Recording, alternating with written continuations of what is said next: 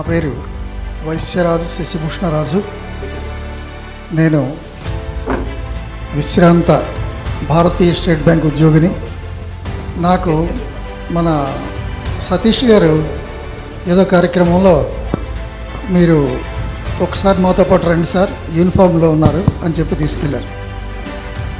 తీరా అక్కడ చూస్తే ఆయన ఏదో ఎవరికో సాయం చేశారు. ఆ సాయం చేసిన దానికి ఒక వీడియో తీసి దాన్నేమో ఫోన్లో పెట్టడం, మనం సెల్ ఫోన్లో దాన్ని చూడడం జరిగింది.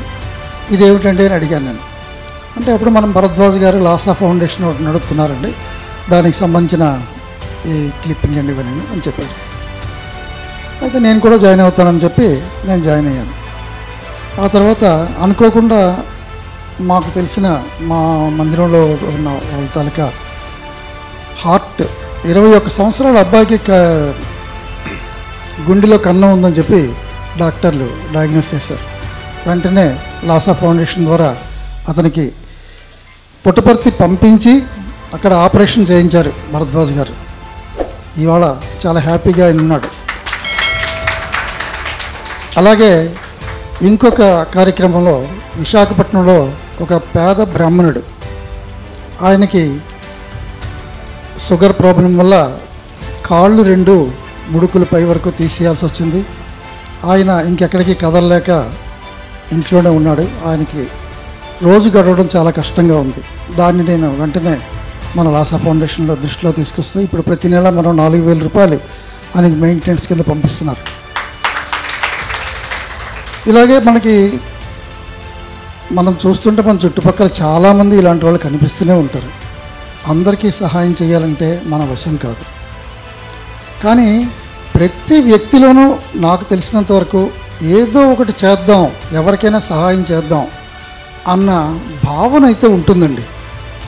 దాన్ని మనం తట్టి లేపాలి, దాన్ని మనం బయటికి తీసుకురావాలి అంటే మనం ఆ వ్యక్తిని లాసా ఫౌండేషన్కి పరిచయం చేసి వాలంటీర్గా జాయిన్ చేయడం అన్నది చాలా అవసరం.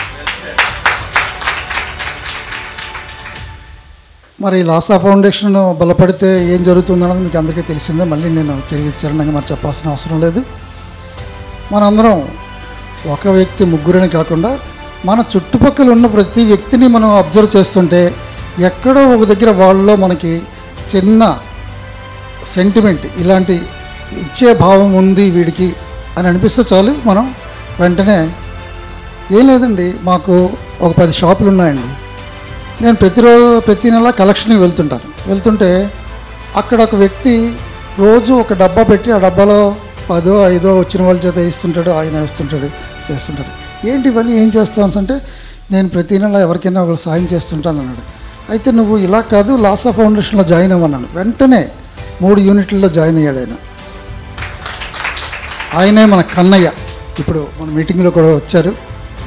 అలాగే మరొక షాప్ కీపర్, ఆయన వెండి షాప్ బిజినెస్ చేసుకుంటున్నారు. ఆయన పేరు దళపతి. ఆయన కూడా చాలా కార్యక్రమాలకి వాళ్ళు ఇవి అంతే, వాళ్ళు ఏదో కార్యక్రమం మనం చేస్తున్నాం, వ్యాపారం చేస్తున్నాం కదా, మనకు లాభాలు వస్తున్నాయి, ఎవరికైనా ఇస్తే దానివల్ల మనకు పుణ్యం వస్తుంది అన్న ఆలోచనతోనే వాళ్ళు ఉన్నారు.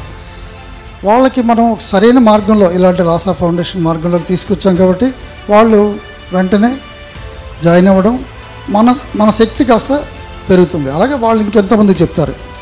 అలాగే విశాఖపట్నంలో ఇప్పుడు ఈ మంగిపూడి రవికుమార్ అని చెప్పాను, ముడుకులు వరకు కాళ్ళు తీశారని, అక్కడ మా స్టేట్ బ్యాంక్ స్టాఫ్ ఒక రిటైర్డ్ ఎంప్లాయీ, ఆయన అతను ప్రతిదానికను ఎవరికి ఎలాంటి కష్టం వచ్చినా వెంటనే రెస్పాండ్ అవుతాడు. అతన్ని ఇన్వాల్వ్ చేసాం. ఆయన జాయిన్ అవ్వడమే కాకుండా ఇంకో 3 జాయిన్ చేశారు.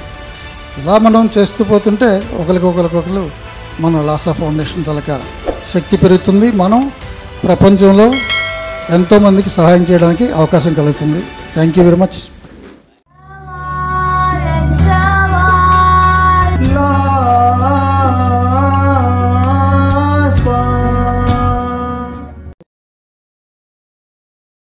Like this video, share this video and subscribe to Lhasa Foundation YouTube channel and click on the bell icon for notifications.